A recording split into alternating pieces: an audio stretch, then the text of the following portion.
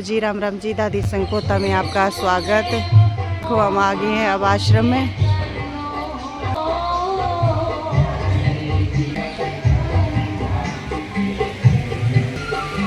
आज हमारे गुरुजी की है 13वीं।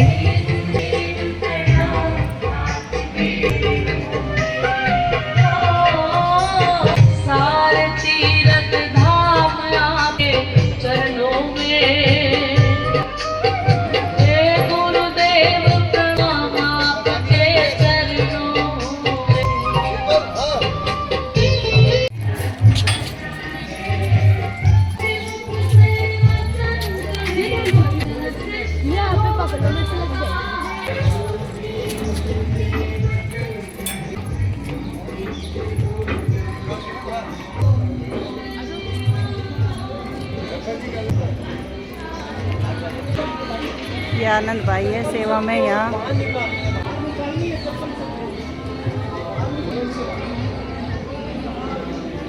काफी बड़ा आश्रम है हमारा। पहले हमारे गुरुजी यहाँ हवन करते थे। जब हम गुरुजी के आश्रम में आए तो गुरुजी का ये हवन का स्थान था। यहाँ हवन होता था, गुरुजी यहाँ बैठते थे।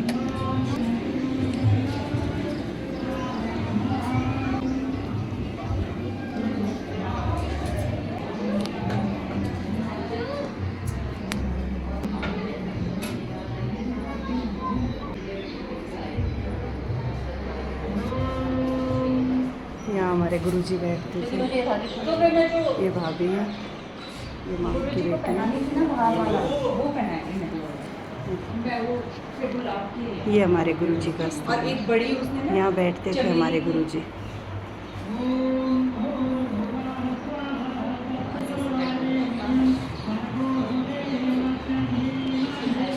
आज ये उनका स्थान है, खाली है। हमारे गुरुजी यहाँ बैठे हुए हैं।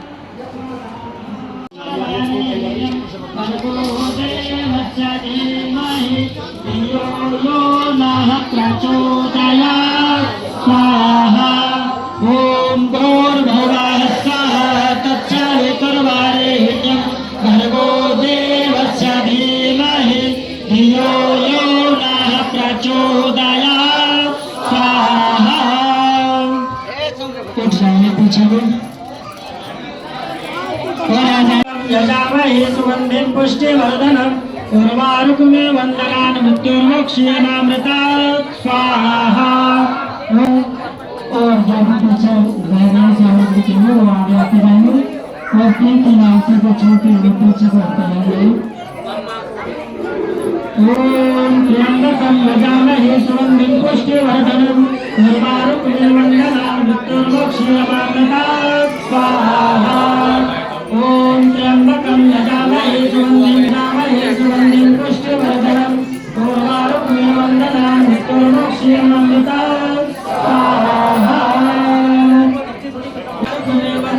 मृत्युर्मोक्षयेनामृतात् स्वाहा। ओम त्र्यंबकं यजामहे सुगन्धिं पुष्टिवर्धनम् उर्वारुकमेव वन्दनान् मृत्युर्मोक्षयेनामृतात् स्वाहा।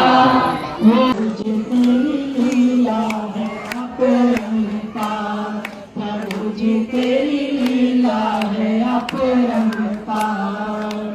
अविनाशी घट घट वासी भेद न तेरा पाया। अविनाशी भेद न तेरा पाया। सबकी नजरों में रहकर भी नजर किसी को न आया। नजरों में रहकर भी नजर किसी को न आया। पर जो तेरा हो जाए, पर जो तेरा हो जाए, हर रंग में वो पाए। तुझे हर रंग में वो पाए। कर तेरा सदा दीदार। प्रभु जी तेरी लीला है अपरंपार। प्रभु जी तेरी लीला है अपरंपार। तो सेवक के नानक तेरी हर एक बात निराली। सेवक छुट्टियां करते हैं पर तू ना बैठा खाली। दिन रात और शाम सवेरे, दिन रात और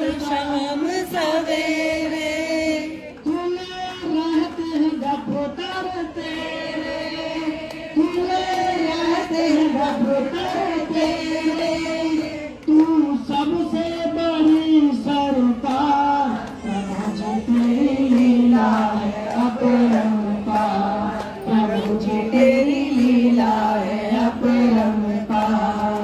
सबके मालिक सबके पालक, सबके मालिक सबके पालक, वो जग के करता, प्रभु जी तेरी लीला है अपरंपार, प्रभु जी तेरी लीला है अपरंपार।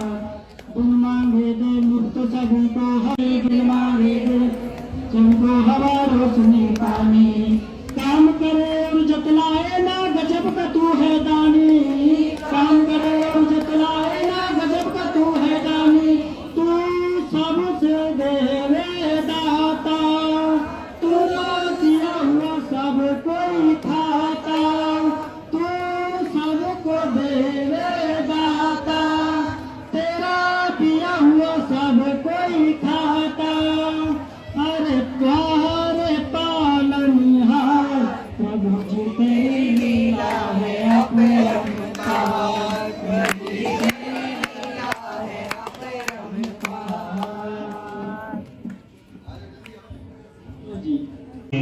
स्वामी धर्मदेव जी महाराज पहुंच चुके हैं। हम कर्ता ध्वनि के साथ उनका स्वागत और अभिनंदन करते हैं।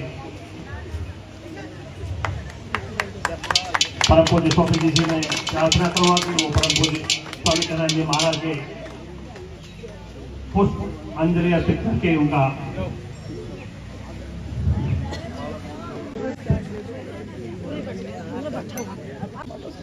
श्री श्री कजरा परम पूज्य स्वामी कन्हैया जी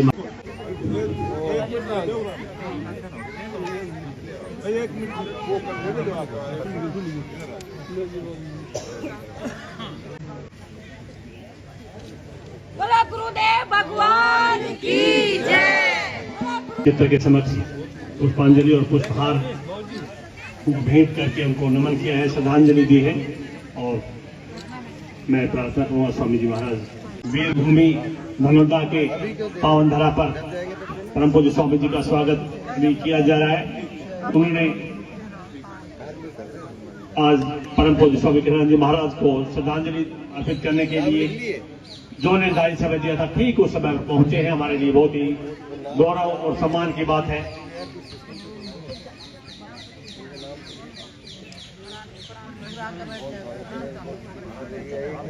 आप देख रहे हैं कि आज का ये अवसर उस दिव्य विभूति को अपने भाव पुष्प समर्पित करने का है, भावांजलि पुष्पांजलि श्रद्धांजलि देने का अवसर है। उसके साथ साथ एक आत्मचिंतन, आत्मविश्वास और आत्म अवलोकन का भी अवसर है। ये धनौदा गांव अपने आप में धन्य हुआ। जो मेरी जानकारी में है, मुझे कपिल ने भी बताया और आप तो सब जानते ही हैं कि पिछली शताब्दी में एक परमपिता परमात्मा का नूर आया था और मुझे पता चला वो इसी धरती पर आया था। ये पुण्य भूमि, ये पवित्र भूमि जिस पर एक महामानव का जन्म हुआ, एक सन्यासी आपके सामने है, ये स्वामी धर्मदेव। सही बात तो ये है कि जहां ऐसी दिव्य विभूतियां जन्म लेती हैं, वहां की भूमि का कण कण वंदनीय और पूजनीय हो जाता है। ये सन्यासी भी, ये स्वामी धर्मदेव भी धनौदा की पावन भूमि को प्रणाम करता है, इसका वंदन करता हूं, नमन करता हूं और यहाँ के चार कण अपने माथे पर लगा करके अपने मस्तक की लकीरों को धन्य करते हुए तकदीर को बदलता हूं। ऐसी पुण्य भूमि, पवित्र भूमि अपने आप में धन्य हुई। हे पूज्य महाराज श्री, आप देवलोक से यहां पर आए, उस परम लोक से यहां पर आए। धन्य है वो माता पिता। हमारे शास्त्रों ने एक बात कही, कुलम पवित्रम जननी कृतार्था वसुंधरा पुण्य वचितेन। मेरे शास्त्र एक बात कहते हैं, वो कुल पवित्र हो जाता है, वो कुल पवित्र हो जाता है। कुलम पवित्रम जननी कृतार्था, वो जननी कृतार्थ हो जाती है। और वो जन्मभूमि जिस पर दिव्य आत्मा का कहीं जन्म होता है, वो जन्मभूमि भी धन्य हो जाती है। कुलम पवित्रम जननी कृतार्था वसुंधरा पुण्यवचितेन अपार सच्चित सागरे अस्मिन् लीनम परे ब्रह्मणि यस्य चेतः। जिसका चित्त हमेशा परमात्मा में लगा रहता है, उस व्यक्ति के लिए कहा गया उसका कुल पवित्र। जननी कृता, ये वसुंधरा वीर प्रसवा वसुंधरा, मेरी भारत की भूमि, मेरे भारत की भूमि अपने आप में धन्य है, होगी। फिर उसमें मेरे भारत देश में मेरा प्रदेश हरियाणा भी अपने आप में। आज मैं अगर आधे मिनट के लिए केवल यहां पर रुकूं तो मैं आपकी जानकारी की आपको बताना चाहता हूं। बहुत प्रबुद्ध लोग यहां पर हैं, मेरे नौयुवक भी खड़े हैं, पढ़े लिखे लोग यहां पर सब हैं, माताओं का दुलार प्यार आशीर्वाद पाने वाले सब लोग यहां पर, पिता के ममत्व को पाया, उनके मार्गदर्शन को पाया, सभी लोग यहां पर हैं। अगर मैं सामान्य दृष्टि से पूछूं तो आप कहोगे स्वामी जी 1 नवंबर 1966 हरियाणा कब बना? आप कहोगे हाँ 1 नवंबर 1966 को। लेकिन आज आपको बताना चाहता हूं ताकि आपको गर्व हो, गौरवान्वित हो हमेशा कि आप हरियाणा के वासी हो। यह गर्व आपको हमेशा हमेशा रहेगा। इस क्षेत्र को हरियाणा केवल 1966 से नहीं कहते, 1966 में तो पंजाब से अलग हुआ, लेकिन इसको आज मैं आपको बता दूं, पिछले 6000 साल से, 6000 वर्ष से, 6000 वर्ष पहले कभी लोग यहां के इस क्षेत्र के, जिसको आप आज हरियाणा कहते हो, इस क्षेत्र के लोग कहा करते थे हरियाणा, हरियाणा, हरियाणा। हमारे यहाँ आना, हमारी भूमि पर आना, हमारी जन्मभूमि पर आना, हमें दर्श दिखाना, हमारे भाग्य जगाना, हमें ज्ञान देना, हमें राह दिखाना, हरि आना, हमारे यहाँ आना, उस हरि को बुलाया करते थे 6000 साल से। और 6000 साल से बुलाने वाले वो लोग जब उनके 800-900 साल बीते थे और उस समय 700-800 साल हुए थे बुलाते बुलाते, और आखिर वो भगवान कृष्ण आए, उनका रथ आया और आकर के जिन्होंने गीता का ज्ञान सुनाया कुरुक्षेत्र के जंग मैदान में। क्योंकि मैं वैसे हवा में नहीं बोल रहा हूं, ये प्रमाणिक है, प्रमाणिक, इसका प्रमाण है। महाभारत मैं समझ सकता हूं कि आप क्या, मैं भी सारा नहीं पढ़ सकता, वो तो बहुत बृहद स्वरूप है उसका। 18 पर्व है उसके, हमारे उधर 18 पुराण, 18 महाभारत के 18 पर्व, उनमें भी एक एक के कई बार 2-2 पर्व है, जिल्द है 2। और उसी में जिक्र आता है भगवान वेदव्यास, श्री कृष्ण द्वैपायन भगवान वेदव्यास, उन्होंने लिखा जब महाभारत को लिखने लगे, इसका उल्लेख है वहां पर, इसलिए मैंने कहा मैं प्रमाणिक बात कर रहा हूं। उसी महाभारत में भगवान वेदव्यास ने लिखा। आप कहोगे महाराज जी महाभारत तो 5000 साल पहले हुआ, 5160 साल पहले हुआ, और उस समय हरियाणा का जिक्र कहां से आ गया? उसी से प्रमाण होता है कि इसको हरियाणा पहले से कहते थे। उसमें लिखा है भगवान वेदव्यास ने कि हरियाणाख्य प्रदेशोयम पृथिव्याम स्वर्ग सन्निभा। हरियाणा नाम का एक प्रदेश या हरियाणा नाम का क्षेत्र, धर्म क्षेत्रे कुरुक्षेत्रे संवेता युत्सवा, गीता का कलेश पहला श्लोक। हरियाणा नाम का क्षेत्र भगवान वेदव्यास लिखते हैं पृथिव्याम स्वर्ग सन्निभा। धरती पर अगर उन्होंने कहा पृथ्वी पर कहीं स्वर्ग है तो उस स्वर्ग का नाम है धरती पर हरियाणा। इसलिए मैंने कहा कि मैं आधा मिनट रुक करके आपको जरूर बताऊं कि कितने भाग्यशाली हो आप, हम सब लोग, कि ऐसी हरियाणा की पवित्र भूमि पर हमें आप लोगों को रहने जन्म लेने का अवसर मिला। हरियाणा आख्य प्रदेशोयम पृथिव्याम स्वर्ग सन्निभा, स्वर्ग के समान यह हरियाणा प्रदेश। लेकिन स्वामी धर्मदेव तो कुछ और कहना चाहता था। मेरा भारत देश धन्य, मेरा हरियाणा प्रदेश धन्य, लेकिन हरियाणा प्रदेश में सबसे धन्य हमारा धनौंदा। ये धनौंदा। अभी नरेश कौशिक जी बता रहे थे कि मेरा भी जन्म यही हुआ। मैं तो उन सब आत्माओं को, सब लोगों को आज धन्यवाद देना चाहता हूं कि जिनका जन्म धनौंदा में। धनौंदा का पहला शब्द ही धन है। अभी हमारे अतर लाल जी आज से 1 महीना पहले मैंने बताया कि जैसे 40-42 वर्ष हो गए, भारतवर्ष नहीं पूरे भारत के कोने कोने में, सारे भारतवर्ष को कश्मीर से कन्याकुमारी तक मैंने कई बार देखा है। दुनिया के बाकी देशों में भी जाता हूं। अभी इसी साल ही, बल्कि मैं मई में कनाडा में था, जुलाई में ऑस्ट्रेलिया में था, जाता रहता हूं दुनिया भर। कहीं भी जाऊं, दुनिया के किसी देश में जाऊं, डंके की चोट पर एक बात अवश्य कहता हूं। 3 साल पहले ये अभिषेक बैठा है मेरे साथ। जब मैं लंदन में था, वहां इंग्लैंड में, ब्रिटेन में, तो वहां लंदन यूनिवर्सिटी में, वहां जब मैं बोल रहा था, तो वहां बोलते हुए मैंने कहा था, मैंने कहा लंदन वासियों, क्योंकि मैंने लंदन को देखा, बहुत खूबसूरत है, बहुत सुंदर है।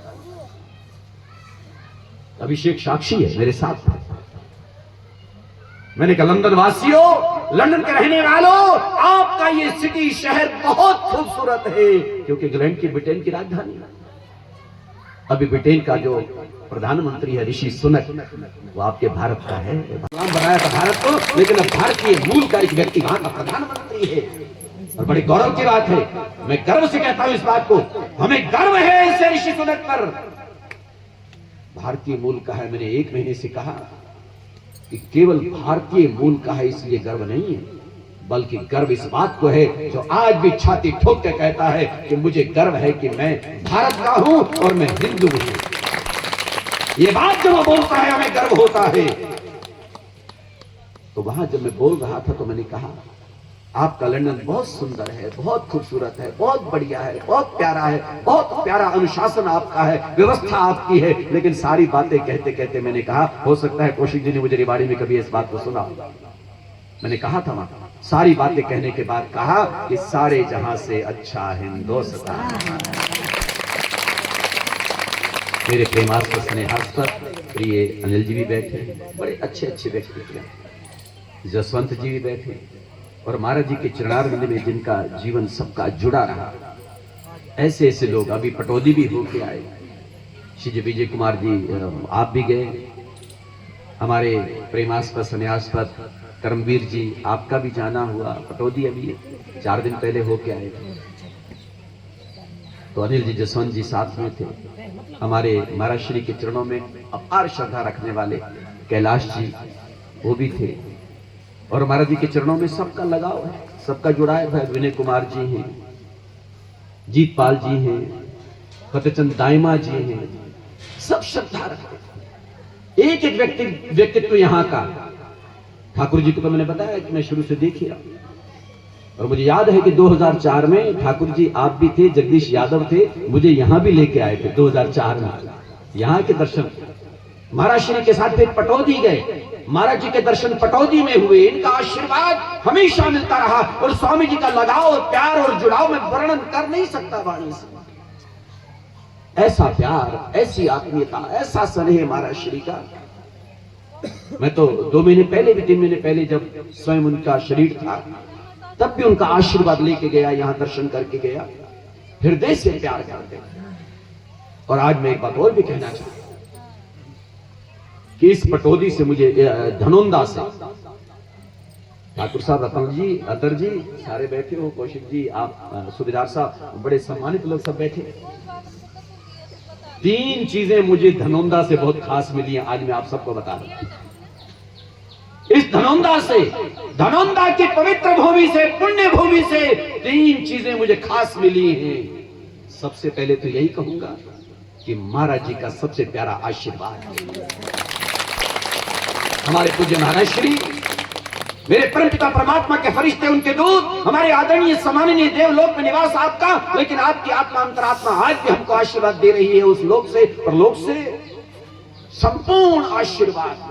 अंतरात्मा से, हृदय से महाराज श्री का, पूज्य चरण सुनाम धन्य श्री स्वामी कृष्णानंद जी महाराज जी का सबसे बड़ा आशीर्वाद मुझे उनके माध्यम से यहाँ हमेशा मिला। सबसे पहली चीज तो ये, और दूसरी चीज वो भी महत्वपूर्ण, इसी धनुंदा की धरती से एक लाल मुझे भी मिला है, और वो मेरा प्रिय संजीव, वो भी आपकी धनुंदा की भूमिका है। यही जन्म हुआ, यही बचपन बीता, बालपन बीता, पटौदी को समर्पित हुआ, वहां शास्त्री की, एमए की, आचार्य की। और आज आपको बता दूं धनुंदा वासियों, ये गौरव की बात है, अनेक बड़े बड़े सभाओं में, बड़े बड़े सम्मेलनों में, कार्यक्रमों में, ऐसे ऐसे कार्यक्रम जहां स्वयं मुख्यमंत्री तक जैसे लोग मौजूद रहते हैं, और वहां जब मैं डंके की चोट पर कहता हूं कि एक बालक मुझे प्राप्त हुआ है धनुंदा की पवित्र, धनुंदा का नाम लेके कहता हूं, धनुंदा की पवित्र भूमि से एक बालक मुझे मिला है, और जो आज डंका बजा रहा है भारतवर्ष में, संपूर्ण भारतवर्ष में। मैं स्वयं गया जब दक्षिण में, वो मंदिर अपना स्वामी जी का, आपकी कथा थी, तमिलनाडु, कर्नाटक, महाराष्ट्र, 6 गांव में 10-10 हजार लोग जिसकी कथा को सुनते हैं, वो ये संजीव कपिल है, आचार्य संजीव कपिल। अब ये आचार्य, इसको कपिल नाम मैंने दिया, आप थोड़े दिनों में कपिल देव हो जाएगा, जब संन्यास दीक्षा बच्चों की होने वाली है पटौदी में। अब वृंदावन का धाम, उस आश्रम को आप संभाल रहे हैं, और साधु समाज में बड़ा सम्मान है, बड़ा लगाव महापुरुषों का इस बालक को प्राप्त होता है। और मैं सम गौरवान्वित होता हूं जब सभाओं में होता हूं, बड़ी बड़ी सभाओं में कहता हूं, बेशक से मेरा शिष्य है, और ये जब व्यासपीठ पर होता है मुझे गर्व होता है कि मेरा शिष्य धनुंदा का बालक आज व्यासपीठ पर है, और व्यासपीठ पर बैठ करके बड़े बड़े संत जिनकी कथा को सुन रहे हैं, वो प्यारा बालक इसी धनुंदा की पावन धरती से मुझको प्राप्त हुआ है, पटौदी को प्राप्त हुआ है, इस देश को प्राप्त हुआ है, इस दुनिया में। अभी मैं इसकी कथा करवाने वाला हूं आने वाले टाइम में। अभिषेक मेरे साथ था जब कनाडा मई में होके आया, तो वहां कनाडा में कांता जी जहां रहती थी, वैंकूवर में, महाराज जी प्रणाम, महाराज जी यहाँ मेरे पास आओ। वैंकूवर, हालांकि मैं टोरंटो में रहा, लेकिन वैंकूवर बहुत खूबसूरत हमारे कनाडा का, वहां संजीव कपिल की कथा होने वाली है, इसकी विदेशी, और जिसको हजारों लोग सुनते हैं, ऐसा ये बालक इस धनुंदा की पवित्र भूमि से प्राप्त हुआ। मैंने कहा ना, मुझे 3 चीजें मिली हैं। सबसे पहले महाराज श्री का प्यार, आशीर्वाद, दूसरा ये बालक इस धनुंदा की धरती से, और तीसरा यहाँ के बच्चे का, धनुंदा के हर वासी का, गांव के हर वासी का, सबका हृदय का दुलार, हृदय का प्यार, हृदय का भाव, वो भी मुझे मिला है। मेरा हृदय गदगद है। ऐसी पवित्र भूमि का मैंने कहा मैं बार बार वंदन करता हूं। फिर आज एक संदेश आप लोगों को यह भी देना चाहता हूं।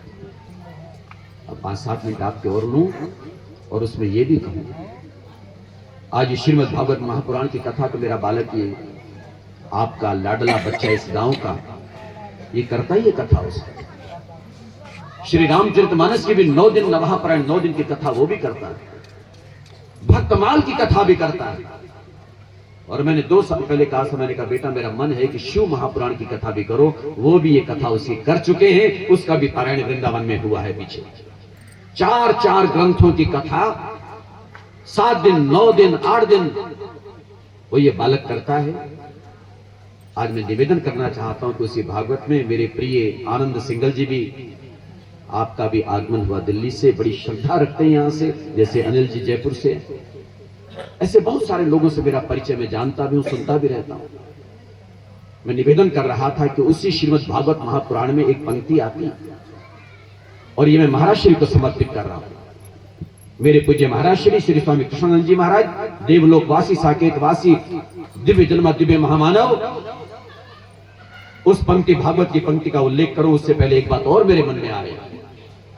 मैं आप सबके सौभाग्य की सराहना करते हुए कहना चाहता था कि जिन जिन लोगों ने अपनी आंखों से एक बार या अनेक बार भी इस महापुरुष के दर्शन किए, वो सारे अपने आप को आज मान के चलना कि आपकी आंखों का होने का फल आपको मिला है।